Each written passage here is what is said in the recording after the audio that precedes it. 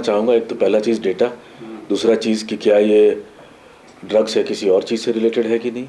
Mental health important issue है, मैं खुद एज अ डॉक्टर काम किया हुआ हूँ और उसको शायद इंडिया में उतना सीरियसली नहीं लिया जाता है, स्टिग्मा भी है, बट ये इशू ज़्यादा हेल्थ केयर से रिलेटेड है।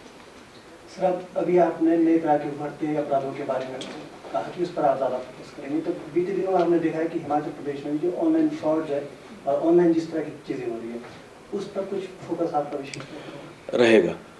ड्रग्स के बाद मुझे लगता है कि साइबर क्राइम पे हमें, क्योंकि फॉर्चुनेटली हमारे यहाँ ऑर्गेनाइज्ड गैंग और ऑर्गेनाइज्ड क्राइम नहीं है या नहीं के बराबर है, तो साइबर क्राइम में रहेगा। ज़्यादातर ये क्राइम जो है विक्टिम हमारे यहाँ है, क्राइम करने वाले बाहर से हैं, संख्या बहुत ज़्यादा है। एग्जैक्ट तो नहीं आपको बता पाऊँगा, अप्रॉक्सीमेटली 60,000 कंप्लेंट आ रहे हैं साल में, जिसमें से कोई 20-22 हज़ार को हम जो नंबर जो है सेंट्रल गवर्नमेंट वाला, उसके माध्यम से हम उसको यूज़ कर रहे हैं क्या, तो और बाकी फिर हम कुछ केस रजिस्टर कर रहे हैं, तो उसमें ध्यान देना ज़रूरी है और संख्या बहुत ज़्यादा है, लोगों का काफ़ी लॉस हो रहा है। हिमाचल की ट्रैफिक की सबसे बड़ी समस्या है, जैसे शिमला, मैं लगभग आपको बता ही दिया हूँ, जब तक डिमांड रहेगा तो सप्लाई कहीं कहीं से आ जाएगा, हर जगह पुलिस मौजूद तो हो नहीं सकती है, ठीक है ना। मुझे एक्चुअली तो नहीं मालूम है, लेकिन 1000 किलोमीटर से काफ़ी ज़्यादा ही बॉर्डर हमारा होगा, और ये इंटरनेशनल बॉर्डर तो है नहीं कि हर जगह BSF या ITBP होगी। लोगों का आना जाना, खेत हैं, खेत का एक पार्ट इधर है एक पार्ट उधर है, तो ये तीनों चीज़ मिलके हमको करना होगा। सर, लोकसभा का चुनाव चल रहा है, किस तरह की व्यवस्था रहेगी? राष्ट्रपति का दौरा भी है, तो क्या सुरक्षा व्यवस्था के इंतजाम किए गए हैं? महामहिम राष्ट्रपति मैडम का पहले भी प्रोग्राम हुआ है और उसी लाइंस पे पूरी व्यवस्था हो गई है, और पहले की तरह इस बार भी सुचारू रूप से हमारे SP और अन्य ऑफिसर्स जो लगे हुए हैं कर लें। सर, माल रोड और रिज मैदान पर भी उनके घूमने का कार्यक्रम है, क्या आम लोगों के लिए बंद रखा जाएगा उस दिन जिस दिन वो घूमेंगे, या फिर उनके लिए खुला रखा जाएगा? क्योंकि अक्सर देखा जाता है कि अव्यवस्था हो जाती है, लोग बड़ा परेशान होते हैं क्योंकि पूरे बंद कर दिया जाता है। ये डिसीजन सिक्योरिटी असेसमेंट और इसमें कई एजेंसीज इन्वॉल्व हैं, सेंटर के भी स्टेट के भी, उसके बाद ही लिया जाता है। सर, इन दिनों हिमाचल प्रदेश में महिलाओं के साथ काफ़ी ज़्यादा दुर्घटनाएं पेश आ रही हैं, महिलाओं की सुरक्षा के लिए सर कोई खास कदम आपकी ओर से रहेंगे? मैं तो हिमाचल को सबसे सुरक्षित स्टेट ही मानता हूँ, और महिलाओं के लिए भी जो भी स्ट्रे इंसिडेंट्स हुए हैं उसको स्ट्रांगली इन्वेस्टिगेट किया जाएगा और सज़ा दिलाने का फुल प्रयास किया जाएगा। मैं छोटा सा चीज़ बोलूँगा, शायद पूरे देश में आप ध्यान दीजिएगा कि पब्लिक ट्रांसपोर्ट में जो बसें हैं, घर से निकल के माल रोड लड़कियाँ क्लास 6 क्लास 7 की शिमला में जाती हैं। आप दूसरा कोई प्रदेश बता दें जहाँ सेफली पब्लिक ट्रांसपोर्ट से लड़कियाँ जा सकती हैं। तो this is a matter of our pride. So Himachal is very safe for girls. जो स्टे इंसिडेंट्स हुई हैं उस पर we have to take it up seriously so that we remain the best. Sir, पिछले कुछ सालों से सर ऐसा देखने वाला है कि जो युवाओं में है या फिर दूसरे लोगों में भी आत्महत्या के जो है प्रवृत्ति बढ़ी है, मामले ज़्यादा आ रहे हैं। इसके कारणों की जांच की जाएगी और जागरूक किया जाएगा अभिभावकों को भी और कम्युनिटी पुलिस के लिए। किस तरह का कोई प्लान होगा सर? सॉरी, एक बार रिपीट कीजिए। चुनौती अवसर दोनों ही हैं, और प्रदेश की पुलिसिंग शायद देश में सबसे अच्छी है, जिसको आप रिज़ल्ट आउटकम से देख सकते हैं, सबसे पीसफुल और सबसे बाकी भी पैरामीटर्स में और नेशनल लेवल पे भी जहाँ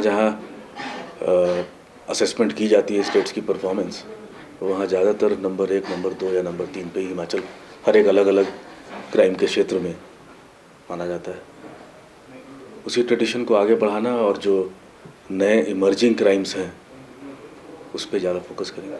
सर पहले शांतिपूर्ण प्रदेश माना जाता है हिमाचल, लेकिन हाल ही के दिनों में जिस तरीके की घटनाएं हुई है, लड़कियों पर खासकर करार से हमला हो रहा है या इस तरीके की घटनाएं बढ़ी हैं, तो इससे निपटना कितनी बड़ी चुनौती रहेगी जो लॉ एंड ऑर्डर का? लॉ एंड ऑर्डर तो अभी भी बहुत अच्छा है। मुझे नहीं लगता है कि रिसेंट टाइम्स में भी कोई चेंज हुआ है। हमेशा से अच्छा रहा, अभी भी अच्छा रहा है।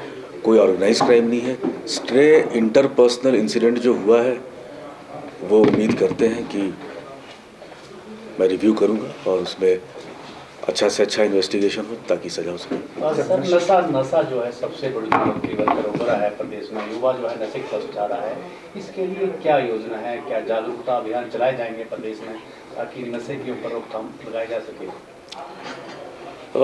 मैं यहाँ पोस्टिंग के पहले सीआईडी में था और जो नारकोटिक्स विंग स्टेट लेवल का है वो सीआईडी में है और उसके लिए हमने प्लान एक बनाया है काफ़ी डिटेल्ड और फेज़ बाय फेज़ इम्प्लीमेंट करने का कोशिश रहेगा।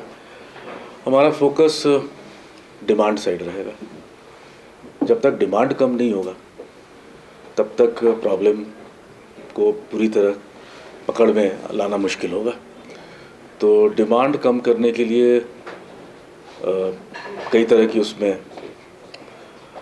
पहल की जाएगी और छोटे से स्कूल टाइम से लेके बच्चों का से लेके ट्रेनिंग,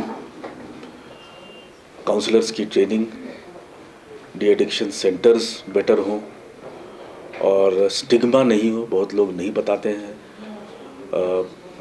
ये भी एग्जामिन करेंगे कि इन पेशेंट की जगह आउट पेशेंट ट्रीटमेंट से अगर हो सके डॉक्टर्स को इन्वॉल्व करना। और कुछ और ऑर्गेनाइजेशन है जो सामने नहीं आते, पीछे से बहुत अच्छा काम करते हैं, तो उनका इसलिए मैं नाम नहीं लेना चाहता, उनको इन्वॉल्व करके इसको काफ़ी ज़्यादा प्रायोरिटी दे के करना होगा। शायद प्रदेश में क्राइम के हिसाब से सबसे बड़ा इशू है। सर इसमें सप्लाई एक बड़ा इनिशिएटिव है कि बाहर से ज़्यादा जो है सप्लाई होता है, उसको लेकर कुछ प्लान है? इसमें तीनों ही चीज़ है। आपको डिमांड, सप्लाई में के लिए इन्फोर्समेंट करना, बेसिकली केस करना, पकड़ना, और तीसरा ट्रीटमेंट। ये तीनों मिलके ही चलेगा और ये तीनों उतने ही इम्पॉर्टेंट हैं क्योंकि ट्रीटमेंट भी इम्पॉर्टेंट है ताकि वो वापस नहीं आए।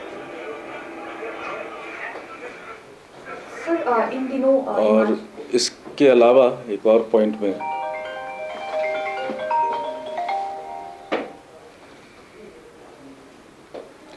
ऑन साइलेंट में भी कॉम्प्लेक्स इशू है, ठीक है ना। एक तो है रोड का साइज़, ठीक है, कई जगह बढ़ाए नहीं जा सकते हैं। शिमला में आप कैसे बढ़ाएंगे? बिल्डिंग तोड़ के बढ़ाएंगे, कैसे बढ़ाएंगे?